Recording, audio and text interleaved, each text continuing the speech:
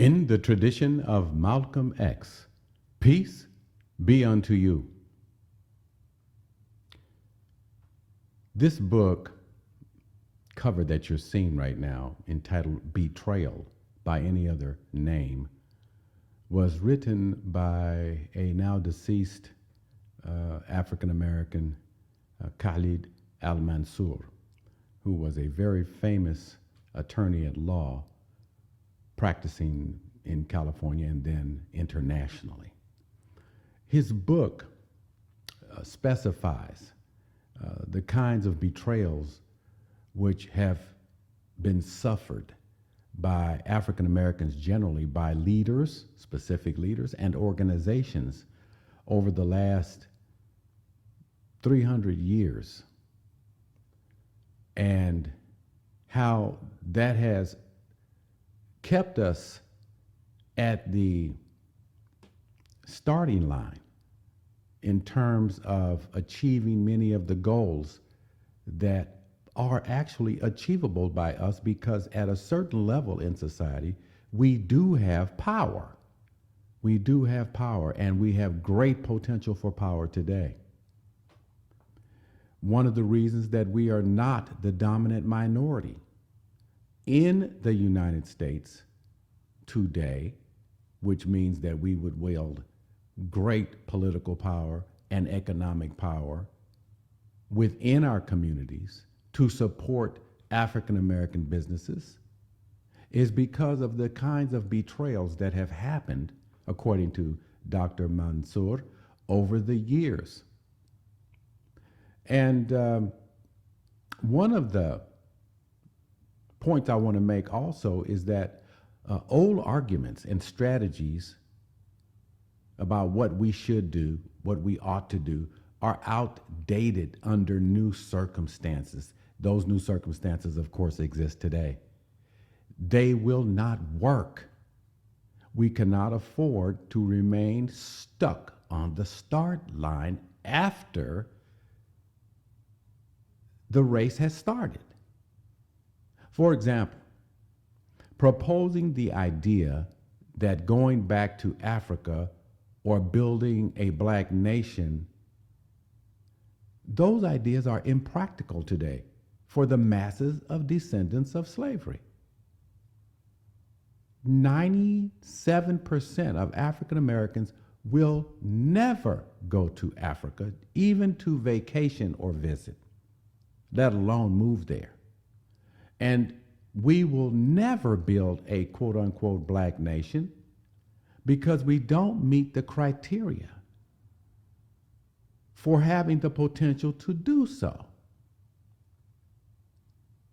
We also have a major problem with our intellectuals, as few as there may be, and we have a problem with black media, as little as that is, because they won't talk to us about issues that have long persisted because of their affiliation with the power elite or white supremacists, who in many instances control the purse strings that they depend upon for their existence as nonprofit corporations or corporations. Let me give you some examples. Lead in our environments, and I'm just specifying lead. There are many other toxic metals, but lead continues to plague African Americans in Flint, Michigan, and of course in Jackson, Mississippi. And lead is a serious metal to be exposed to because it has a half-life of about 30 years. It may be a little less sometimes, but it has a half-life of about 30 years, meaning that if a child is exposed to lead, that means ingests it or takes a shower or bath in water with lead contaminants and gets exposed because our skin is permeable like a sponge. Lead particles can be absorbed into the fatty tissue of our arms and legs, in our midsection, our stomach. What that means is that the lead particles will last a lifetime and may plague that child with all sorts of debilitating diseases, including a loss of IQ, maybe 3, 4, 5, maybe 10 points off IQ, depending upon the amount of exposure. Number 2, the political and economic disaster of there having been 20 million aborted black fetuses since 1973. That is a major reason why we are no longer the dominant minority.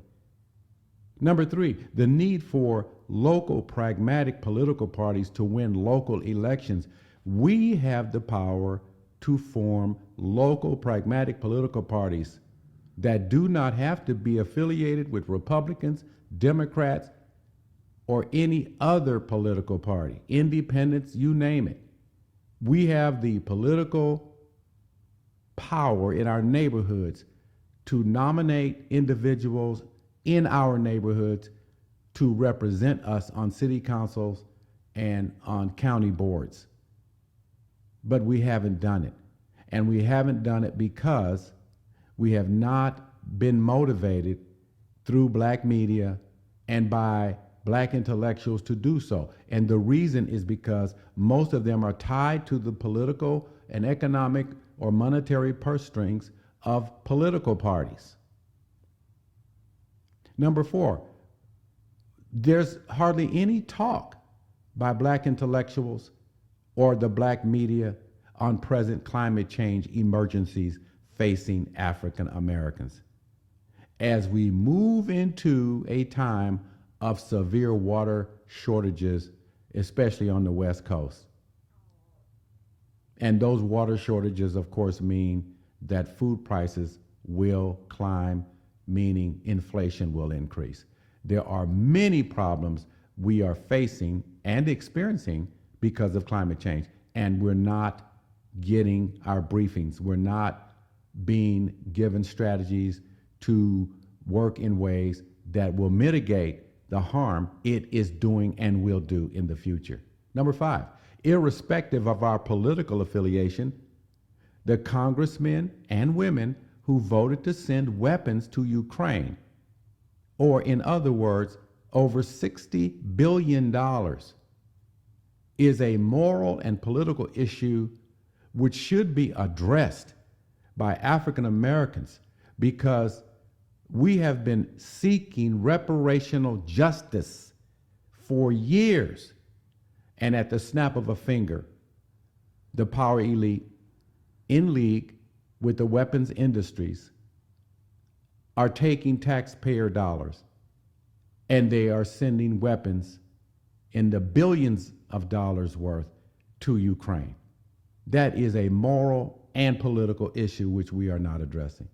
Number 6, the desperate situation of Africans in Africa due to climate change. I mentioned at the onset of this talk that the proposal that we should all get on a boat and go back to Africa and be happy, happy, happy is a false proposal. It is false hope, and false hope is no hope. Africa is suffering from severe climate change disasters all over the continent.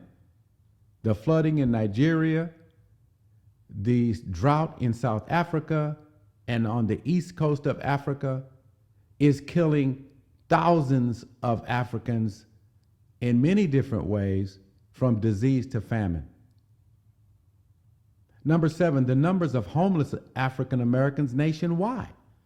Are we doing our best to do the count so that we can accurately describe the homeless emergencies that African Americans are suffering in this nation, so that we can press Congress for money or press our state governments for money to solve that problem, which is solvable? Number 8, immigration and its impact on black communities in the United States is not being discussed. by black media, by black intellectuals, because they haven't come to the realization that you cannot solve everybody's problem and that you should focus on your community problems with respect to the impact of immigration on your community to offset economic losses that African Americans are suffering from. Number 9, the low educational proficiency levels, especially in math and reading, of black children nationwide. I did a study, I did a survey some years ago, about 3 years ago, which demonstrated that 76% of the teenagers that would be middle school through 12th grade in an area of the San Francisco, Oakland Bay Area could not read, could not use a 12-inch ruler to measure length. And what that means is they didn't know their fractions and they didn't know their multiplication tables. These are teenagers who, when they graduate, will go out into the world unprepared to learn technical jobs or be admitted into a college or university. That is a nationwide tragedy happening before our eyes, as hundreds of thousands of functionally illiterate African American kids enter into the marketplace and the proverbial school to prison pipeline. Number 10, the nationwide decrease in the black marriage rate is ongoing. And based upon my calculations, by the year, I think 2050, the marriage rate in the black community will reach an all-time low of about 14%. And my position is that at such a low marriage rate, we can say marriage in the black community is a thing of the past. And that is the result of lifestyle changes in the African American community, away from our traditional orientation of putting family and community first. 11, the decreasing or below replacement level black fertility rate. Now, that is related to the decreasing marriage rate, but not necessarily. Nevertheless, by 2050, the age-specific fertility rates will sum up to less than 1%, meaning that the black community is a dying community, an organically dying community. Number 12, the COVID-19 death rate in the black community is not being addressed, not being spoken of. We are skipping along as though COVID-19 has gone away, and it hasn't. It's still killing people, and it's killing black people disproportionately.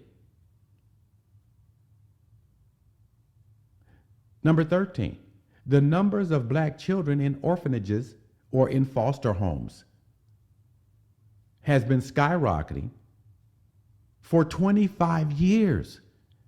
And I have heard no mention of it on black media or by intellectual talking heads at all. It's as though it doesn't exist. This is something that we should address because, again, it reflects the destruction of the black family. Each of these social conditions, dear listeners, each of these social conditions are corrosive to black communities all over the United States. And mark my words, over time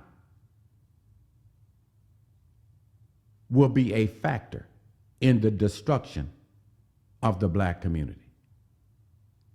I am Dr. Stephen Nur Ahmed. Peace be unto you.